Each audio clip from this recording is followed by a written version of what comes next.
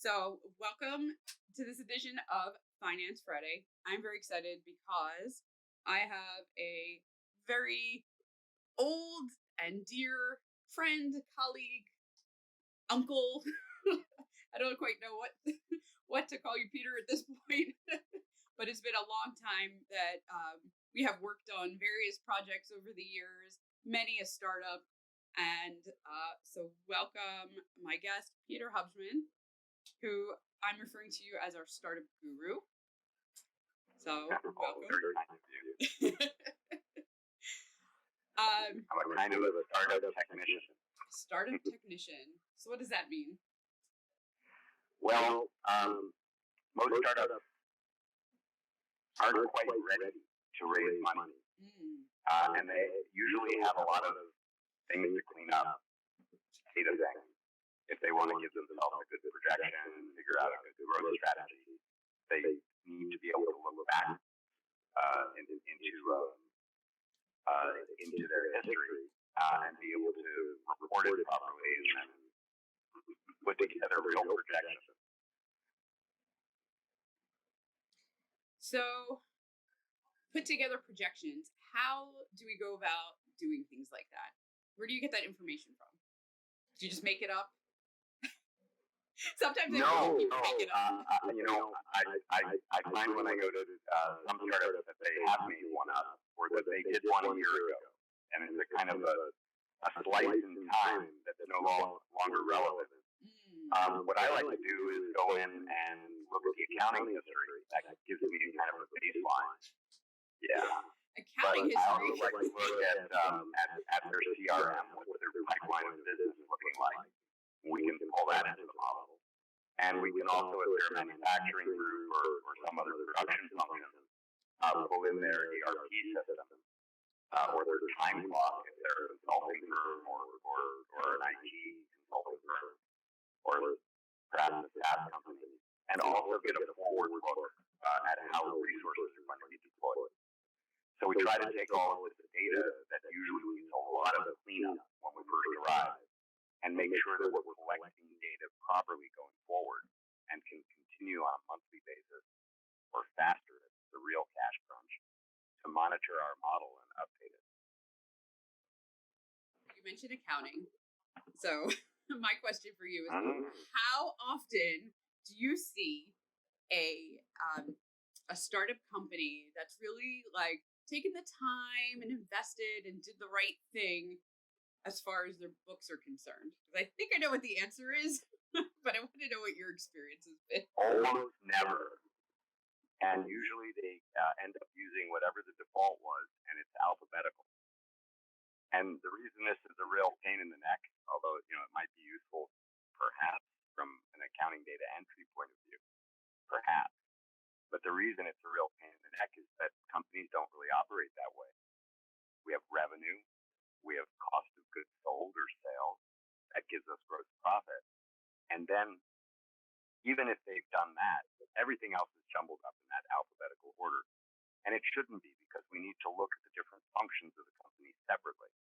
So, for example, marketing and sales, possibly two departments, ought to be split up from the rest of that alphabetical list.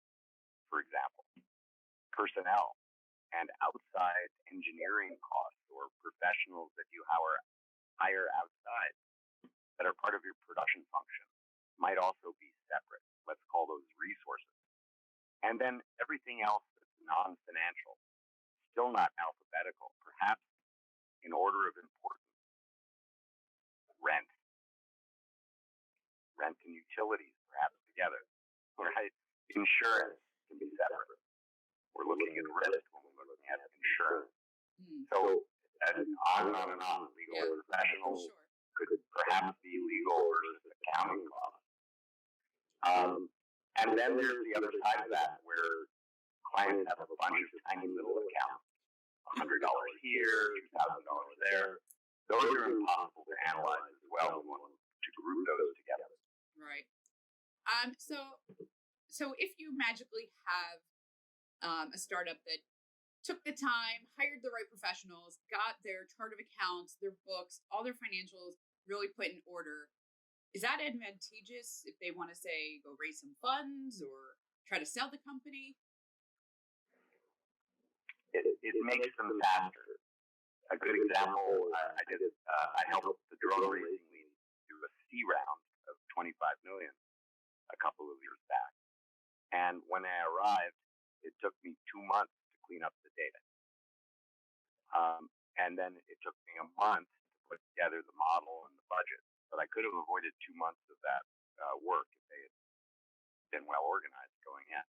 But nobody really is. So I always look at it as part of the job to clean up. Nobody is, because who has time to do that?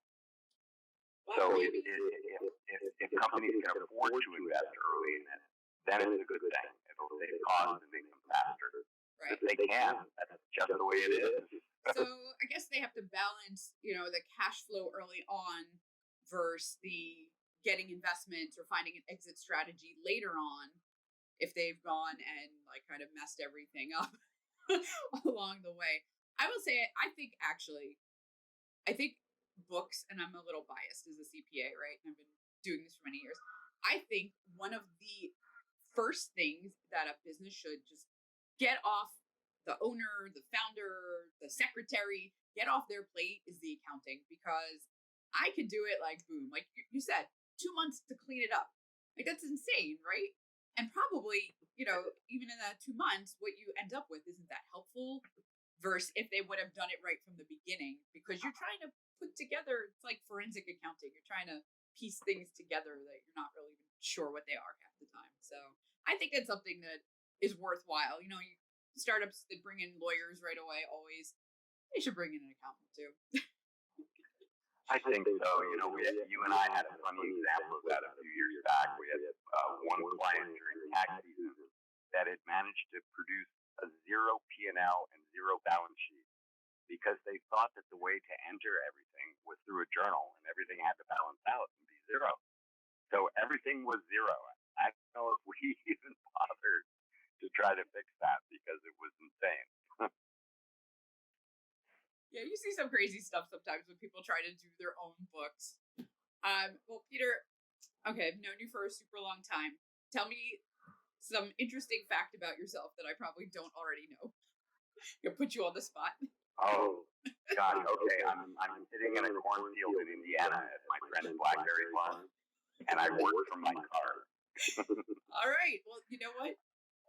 It's a great place to be. Everywhere that now. I have clients in Los Angeles, clients in Chicago, clients in New York, and overseas in Berlin and Helsinki now. Isn't it amazing? And in England. We can literally work anywhere. I was thinking I would love to have been on that Mars rover just to get off this planet for a little bit. If I got internet connection, I could still be working. Isn't it tiny? I think it's tiny though. I would have to shrink. All right, yeah. Peter, thank you so much. Any other final last words of advice for anyone in startup land out there who might be watching? Yeah, don't give up. Perseverance is everything.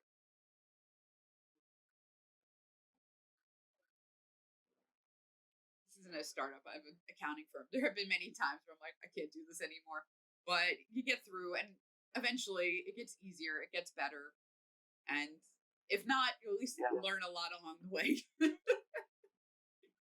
I mean, in a sense, every business can be a startup at any time. That's true. So you just have to reinvent yourself, and then you're a startup again. Yeah. I do have older startups, who have just entered their growth phase after many years. It can happen. I've seen technology startups 10 years, no revenue. I've seen it. It seems crazy to me, but you think at some point you want to sell something, but I don't know. I guess it happens. You keep getting investment funds and you can keep it going.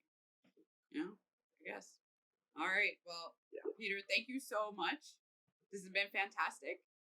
And I don't know. Is there a way to contact you? We throw some contact info up if someone needs some help with their startup. Sure. You can find me on LinkedIn easily through my LinkedIn link. And you can also look at my website, alwaysliveonline.com. And you can reach me at alwaysliveonline@gmail.com. Awesome. All right, so we'll throw that up when we post the video afterward. We'll get all your contact info in there.